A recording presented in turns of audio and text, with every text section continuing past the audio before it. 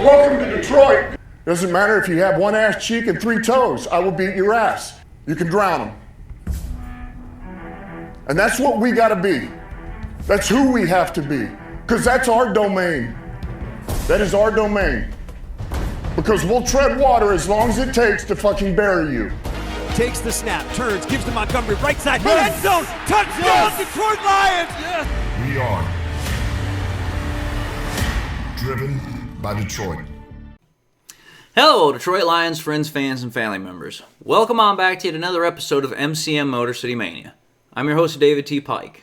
And as always, we're diving on in. So folks, I'm going to tell you something right now. Dan Campbell is not a person you necessarily want to peeve off. He's not a person that you want to continually poke and prod him. He is not a person you necessarily want to pester. Why am I saying this?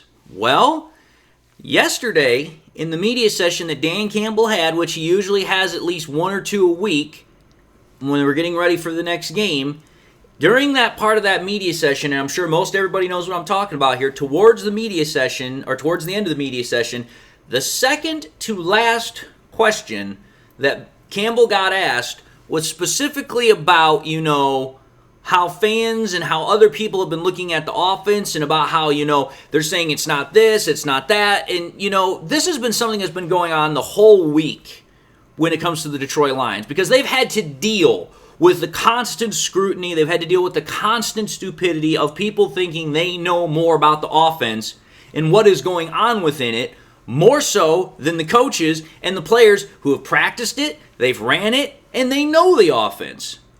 And I understand that, people are going to be a certain kind of way after what happened in the game. I get it. I understand it. And to a certain extent, that's okay. But to the level that it has been over just these last 3, now going on 4 days, is absolutely absurd. Many of the opinions and viewpoints that people have been putting out have simply been totally ignorant or arrogant on what they think is wrong or what the Lions need to do moving forward with the offense. And I have spoken on this already a number of times. I have already fought very diligently against the ignorance, the arrogance, the entitlement, if you will, some people have when it comes to thinking they know more or think that they should be able to tell the coaches, hey, this is what you did wrong. Whether it's some of our own Lions fans, whether it's media personalities, whatever the case have you. And I've not mentioned anybody specifically, but I'm using it as a blanket statement. But the point of the matter is that during that media session, Campbell pretty much, he was like, okay, y'all don't know what the hell you're talking about. He didn't say that specifically, but the response that he gave to the question that he got, that was in essence, without having to say those words, exactly what he said. Because the question was pretty much framed like this, like, oh, well, other fans are looking at it this way, and I'm looking at it myself this way, that, the offense is not the same, it's not as explosive, there's not as many motions, it's not as exciting, it's not this, that, or the other thing. And Campbell pretty much was like, well, wait a minute here. He's like, what exactly after one game do you think is not the way that this offense should be? Because the basic premise of the question was also, well, did you ever feel like you should just, revert back to the offense that Ben Johnson ran? So Campbell was like, well, after one game, tell me, what about the offense that you think absolutely is different or, whatever, than what the offense used to be?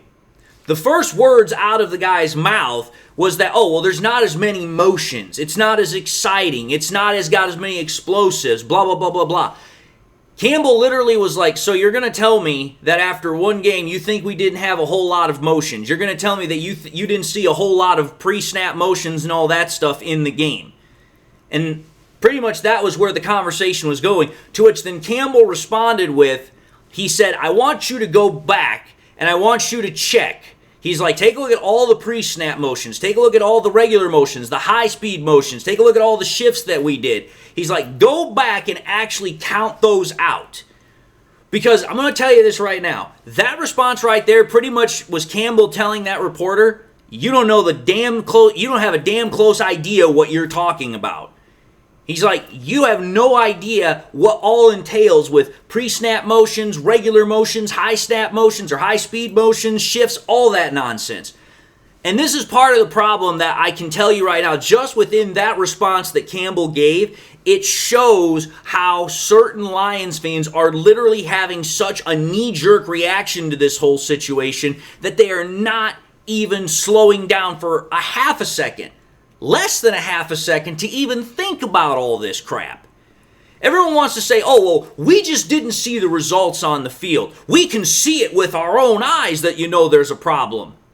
So you're going to tell me, wait a minute here, let me make sure I understand this. You're going to tell me that after one game, one singular game, that you somehow have enough knowledge or have all of the knowledge to be able to speak with any level of authority as to what's wrong with the offense.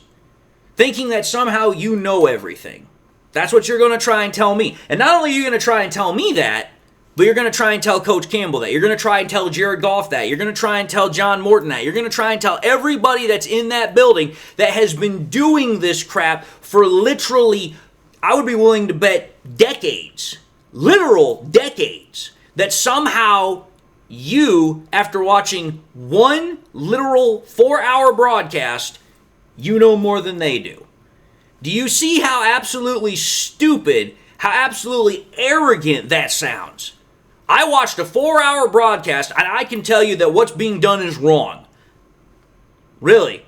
So you were there with all the offensive installs, right? You were there with all the offensive plays being put into the practice book, being put into the playbook, being ran in practice, being actually ran meticulously. And you're going to tell me that you know exactly what's wrong with this offense just because you watched a 4-hour game and because you listened to some talking heads on other YouTube channels and other television shows. That's what you're going to try and go with. Y'all seeing how absolutely absurd and ridiculous that sounds. And that's why Campbell gave the response that he gave. He's like, you're going to want to start talking to me about how you don't think we had enough motions, you don't think the offense was exotic or exciting enough. It's like, dude, you have no idea what the hell you're talking about. That's why, for me, I step back and I'm like, listen, I'm not going to question what's going on here because, again, number one, it is only one game. It's one measly, stupid game. Yes, it wasn't a great performance by the offense. Everybody knows that. Even Campbell has said that. Even Goff has said that. But nobody inside of that damn building has even come close to hitting the panic button. Unlike every other sort of Lions fan out there, or rather, I shouldn't say every, but a majority of them are like, oh, we gotta get Frank Ragnow back. Oh, we gotta get rid of John Morton. Oh, we gotta do this, we gotta do that. Everybody is literally going freaking scatterbrain about trying to come up with all these knee-jerk reactions to try and somehow fix the offense, and nobody is actually letting the professionals who are paid as professionals to do their job. That would be like, perfect example, that would be like you going into a doctor's office, the doctor who has gone to school for 14 plus years, the doctor who has the knowledge, though not perfect, he tells you, hey, based upon what I know, this is what's wrong. And then you tell the doctor, no, you're wrong. I've never gone to medical school a day in my life. I may have a couple of things that I've watched from seminars or maybe watched, some television shows, this, that, and the other thing. You're wrong. Do you honestly think that if you were talking to a doctor that doctor would not at all give you like an eyebrow pop and be like, oh really, you think you know more than me? I'm not saying I'm perfect, but you think you know more than I do. That's a pretty good analogy in my opinion. Because it's like, listen, you're talking about guys that have been playing football since they were little. They played in the NFL, some of them. They've been coaching for decades, some of them, on top of that. And you're wanting to tell me that after a 4-hour television broadcast, watching just one game, that somehow you know more than the coaches. Now, I know some of you are going to say, well, I've watched the old 22 film breakdown. I've watched this. I've watched that. Okay, great. Congratulations for you. You're a little bit more informed. But are you in the building? Are you actually sitting down with Dan Campbell? Are you sitting down with Jared Goff? Are you sitting down with John Morton? Are you sitting down with all the other players that actually know what the hell is going on within the entire framework of this offense? Knows everything that's actually being done? All the checks, all the motions, hey, all the audibles, everything that goes into it? Because here's the problem that most people aren't even thinking about here. within any one particular offensive play, there are quite literally a couple of hundred things that can go one way or another that are going to shift the potential success of that play. Hey, a player gets out of step here. Hey, a player misses a block here, misses an assignment here, doesn't hear the check, doesn't hear the shift, doesn't hear this, that, or the other thing. Any one of those things can absolutely shift the success of a play. But all anybody's going to think about at the very end of it all is, oh, the play was not successful. And when we have a string of those stacked on top of each other, and then at the very end of the game we lose, then the offense is a failure. The offense is not being successful. The offense needs to change. We need to go back to what we were doing because that was successful. Okay, that right there is when I know there's nothing I can say that's going to help you. Because it's like you are so wrapped up in what used to be that you're not willing to potentially embrace what's going to happen. You are so afraid, quite literally afraid of what is potentially going to happen that you're not even willing to venture forth. And I'm going to tell you this right now. People that are afraid, those are the ones that absolutely do not make any progress. Michael Jordan said it best. You will miss 100 out of 100 shots of the ones you do not make. Or the ones you do not take, pardon me. If you never take the shot, if you're never willing to take the venture, if you're never willing to actually put yourself out there, you're never going to know what you can do. That's what the Lions are doing. They're saying, hey, you know what? We hear what everyone's saying. We understand where they're coming from. But you know what? You all don't know what the hell you're talking about. You all want to be pushing the big red panic button and absolutely want to completely throw out the baby with the bathwater after one game. If that was literally how it worked in the NFL, head coaches would be fired after one game. You know, quarterbacks, players would be cut after one game. They would not be given a chance to do anything because all these fans would literally be like, oh, well, this person sucks. This person's no good. This person can't do this. This person can't do that. And it'd be all based off of one game. Or maybe some that might have a little bit more patience, maybe a couple of games. Because I'm going to tell you this right now. If we applied the thought process and the thought logic that some people are having right now to the overall offense, going back to when I first started podcasting with Jared Goff would no longer be here. Jared Goff would have been gone the very first year that he had played with the Detroit Lions because, oh, that's right, I was there. There were at least 60+% or more of you Lions fans that wanted his ass gone. Wanted to say he was a bum, wanted to say he was a bridge quarterback, wanted to say that he couldn't hack it here in Detroit. And yet he has been the most successful quarterback that the Lions have had since the days of Bobby Lane. So you're going to honestly tell me that now you think you're in a position where you are 100% right about this offense, but yet no more than a couple of years ago you were dead ass wrong about Jared Goff. Again, that comes from a place of extreme arrogance. Because it's like, listen, you're not even willing to consider the fact that you could be wrong. You are so adamant that something is wrong that you're just going to continue to hop on the same bandwagon because now that there's blood in the water, the media sharks are in a frenzy and they're just absolutely pushing out all this negative content and you all are gobbling it up like freaking demons. And nobody's willing to stop and say, wait a minute here. This is what the media does. When the media suspects that there's a wounded animal, they are going to go absolutely crazy over it and they're just going to spread information like there's no tomorrow. The problem is, it's not good information. It's bad information. Because you know why? They're looking for what is easy money. They're looking for what's going to grab your attention. They're looking for what is going to get you to click on their article or video the easiest way possible. They're going to want to make sure that, hey, you know what? If it sounds bad, if it sounds this way or that way, we're going to get more people to watch. I don't play that game. I will tell you the honest to God's truth. And when I'm wrong, I will admit when I'm wrong. Let me ask you this question. When's the last time a media analyst actually came straight out and said, yeah, I was wrong. I 100% admit I was wrong. And not only will they do it one time, but if they do it multiple times, they'll admit when they're wrong. Not many do it, if almost none at all. Because you want to know why? That's not good for business.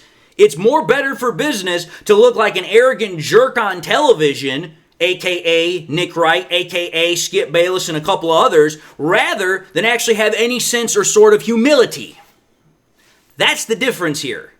That's why I have continued to stand by Coach Campbell. That's why I've continued to stand by Jared Goff. That's why I've continued to stand by John Morton, because it's like, listen, you all are literally having the worst knee-jerk reaction possible to one stinking game, and you're not even giving these guys a chance to actually figure it out.